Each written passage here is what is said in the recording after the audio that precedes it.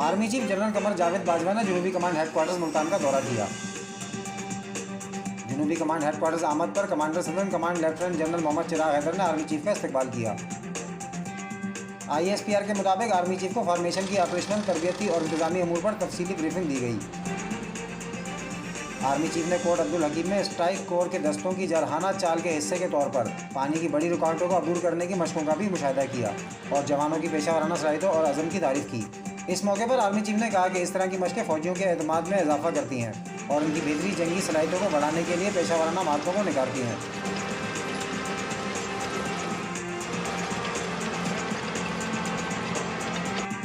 Army chief ने remarks दिए कि पाक फ़ौज एक अच्छी तरबियत याफ्ता और जंग में सख्त हम आहंग फोर्स है जो पाकिस्तान के दिफा और सलामती को दरपेश किसी भी चैलेंज से निपटने के लिए तैयार है। आर्मी चीफ का कहना था कि चैलेंजेस के बावजूद हमारी तवज्जो पाक फ़ौज की रिवायती सलाहियतों को बढ़ाने पर है। आर्मी चीफ का कहना था कि तरबियत याफ्ता और जदीद टेक्नोलॉजी से लेस फ़ौज ही मुल्की खुद मुख्तारी और सालमियत की हिफाजत कर सकती है।